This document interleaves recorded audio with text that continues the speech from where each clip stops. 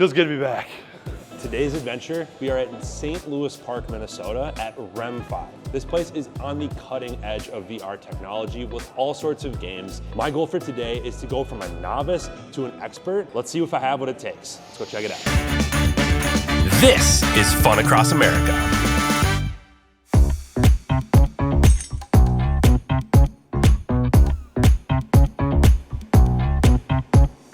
So what was kind of the initial vision for this place? Like, how did it get from nothing to something? Yeah, I mean, so back in kind of 2017, 2018, a lot of the latest generation of VR was coming out, or the generation that made the biggest step forward, where we could actually finally be like, all right, gotcha, this is the VR that we've been dreaming about for decades. So kind of with that inspiration, we need to open a spot where people can come and do VR. Again, thinking of this as being in 2018, a lot was different, right? Yeah. So you needed the space for it, you needed a computer, you needed a tethered headset. And so we're like, hey, how do we set up a space that can provide all of that turnkey for anyone from a family who wants to just come in and experience VR and have a really good time, to a birthday party, to a corporate event, and then all the way through to training and school field trip. Being able to go somewhere else to really fully experience this really makes the difference between, I mean, even the household stuff has gotten much better in the last couple of years, but this is a different experience where you really have not only the space to do it, the best tech, and also just a place where you can do it with lots of people, because you can only have so many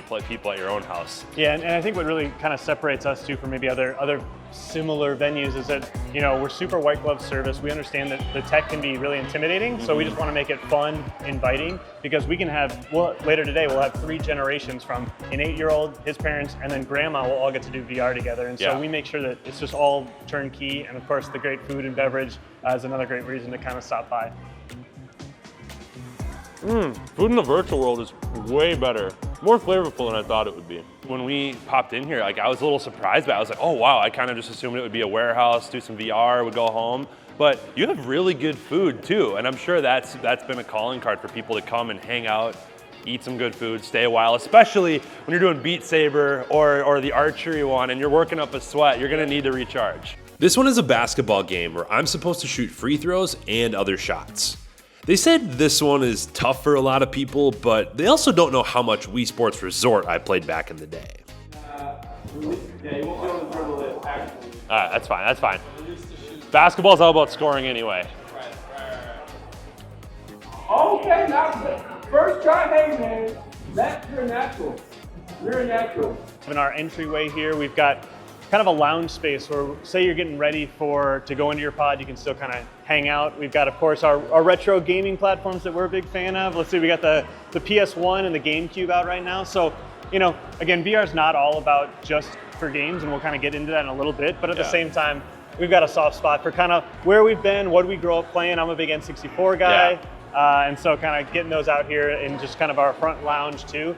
And what's been nice too is actually just showcasing different realms of technology outside of VR as well that we do up front here. Each pod comes with its own VR setup, and of course the big screen TV, which is so crucial because everyone wants to know, and also maybe talk some trash about how you're shooting the basketball in there. Let's just say, I'm glad there was not a lot of other people here watching me. Granted, we are putting this on the internet, so you'll roast me in the comments, but at least it wasn't to my face. Steph Curry should watch out though, because you got on the streak there for a while. Listen, of all the games we played, the basketball one was probably my most successful. Yep. Another big part about just having this space too is that it's super modular. So in the morning we can run a bunch of 8th graders through doing a field trip.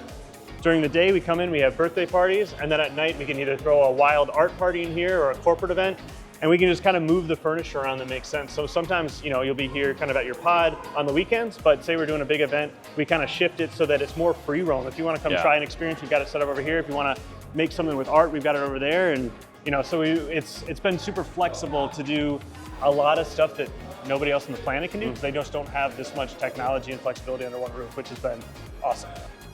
Even the bathroom symbols, I don't think you can probably bring the headset in there though. VR is most widely known for gaming, but it can actually be much more than that. The stereotypes are that VR is either just for kids, or it's only for gaming, or it's going to make me sick.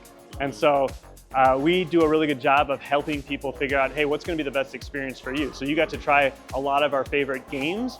But like I said, say you had a field trip in here, we can use Google Earth to actually go to Africa and they can learn about it there. It's a wide range, and whether we're making that ourselves at REM5 Studios or we're curating different content from all around the world, we just have a place that we can then deploy it at, which is such a big thing for companies, especially companies and schools who don't want to have the hardware and have the technology. It's like, this is the computer lab for VR for both companies and schools. We're still finding out that even being open 6+ years later, 90% of people that walk through that door have never done VR before, or at least modern VR, which is great. And we think we've probably put more first-time users into VR than anywhere else on the planet right here in St. Louis Park, Minnesota, which is awesome. That's super cool.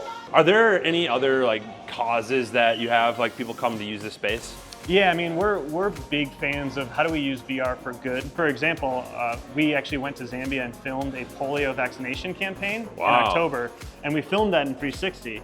So now we come back here, we put together this whole entire experience that actually you get to reach out in the headset, touch an object, and you get transported to Zambia where you're following along with us. So that's just one example of a full virtual experience where you get to look around and be there with us that you wouldn't think of as a game necessarily, but it's a fun way to learn something new about a cause that's very important to the world at large.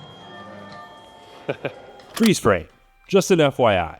I'm not laughing because something's funny. I'm laughing because I'm nervous about walking an actual plank at the top of a virtual skyscraper to retrieve virtual donuts.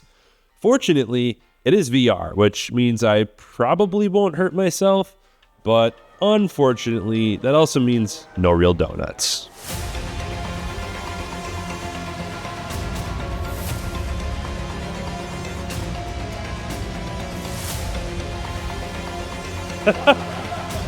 I learned this time.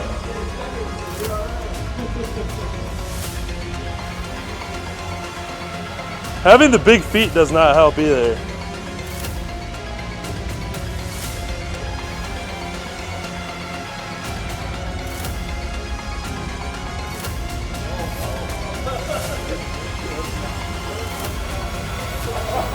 No!